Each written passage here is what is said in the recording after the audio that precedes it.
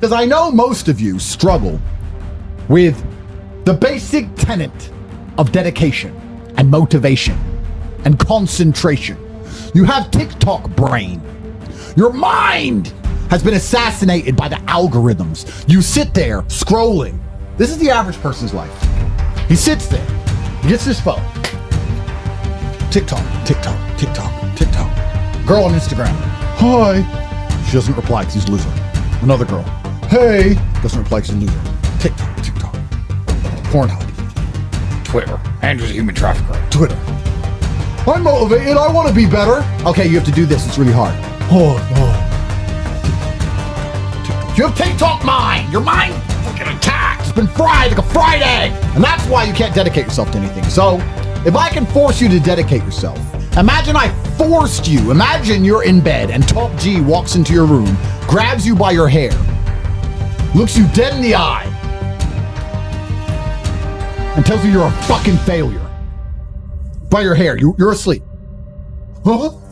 You're a fucking failure! Stop! And I dragged you to the gym, and I stood over you while you're on the machines. Machine Puny 2000. You're on the Puny machine with the lowest weight. Punifier 8000. The worm gym. Eventually, after X amount of hours in the worm gym, you might move on from the Punifier 2000 to the real man's machines. Point is, you can do it. You just need someone to make you. I can't stand quitters. So if you're the kind of person who's going to quit because it's hard, I don't even want your energy around me, because quitters are the worst people on the planet. You can give a quitter absolutely everything and they will still fail. Quitters can have every single advantage. Quitters can have all the information. Quitters can have all the tutelage. Quitters can have a mentorship. Quitters can have someone who messages them every morning, hey bro, let's get it. And guess what they're going to do at the end? Quit. They ain't never going to have shit, right? You need the people who don't quit. I don't quit. I suffered when you didn't. So you're not my equal because you decided not to suffer. You have enjoyed comfort when I haven't, and that's fine, but don't expect me to look at you as my equal because you're not. I'll snap your fucking neck. When I tell people that you are the sum of the 5 people you spend the most time with, everyone agrees. They go, yeah, that's probably true. The 5 people you spend the most time with, that's what you're going to end up like. They say, yeah, that's true. And then they continue to hang around with people who they don't want to be. Why? There has to be a point. There has to be a point where you sit and go, okay, you're my friends, etc., etc. I love you guys. Yeah, we can talk, whatever. But I'm on a different life path. You have to leave some people behind. You wouldn't want to be, if you were to come hang out with me and you were in a room with me and my 5 friends, you'd feel self-conscious. I'm with killers. We're fucking monsters. If you were to come hang around with me and my crew, you would be self-conscious. And that self-consciousness would motivate you, or they would certainly instill the discipline required for you to change. You don't feel self-conscious amongst your peers. That's why you don't change. The people who come along and talk about passive income, they sound like quitters. They sound like people who don't want to work. You have to just work. At some point you have to bite the bullet and just work. So when someone comes to me talking about passive income and they're a brokey, I'm like, you are just lazy. You are lazy. You will never get anywhere. Lazy people never get anywhere in life. Doesn't matter what it is. Doesn't matter if it's tennis or money. If you're lazy, you're never going to get it.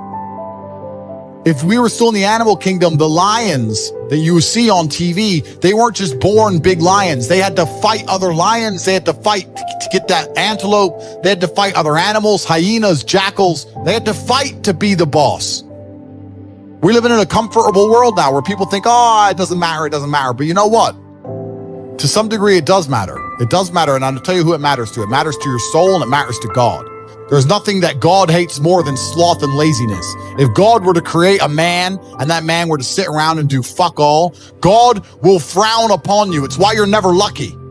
If you're listening to this and you think I'm never lucky, I'll tell you why, because God dislikes you because you're fucking lazy. Start to work. Start to show God the beauty of his own creations. You'd be amazed how lucky you'll become.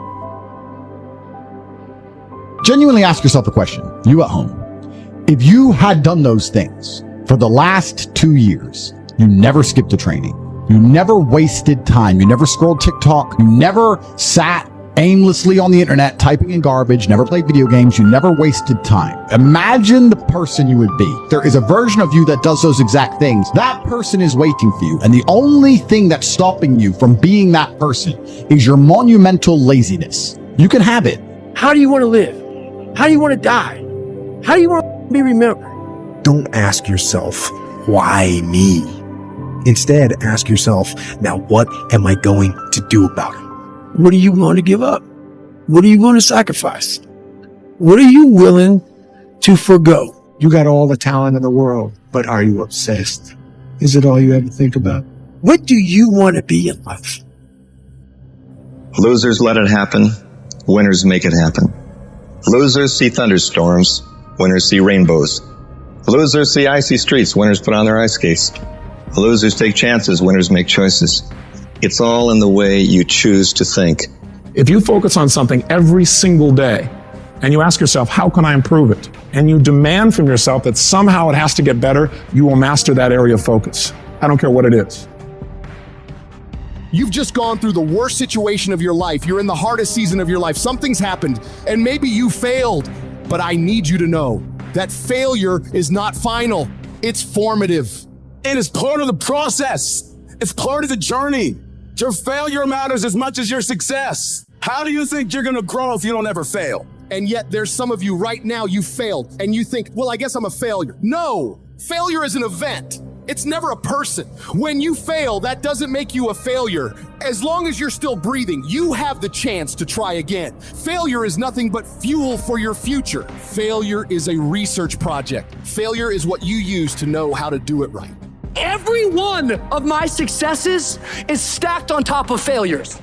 Failure is just another peg in the ladder for me to go higher. And some of you in this room today, you need to change your mind because some of you are thinking about giving up because you're in a season of failure. But just because you failed doesn't mean that God doesn't have a bright future in store for you. It is always too soon to quit.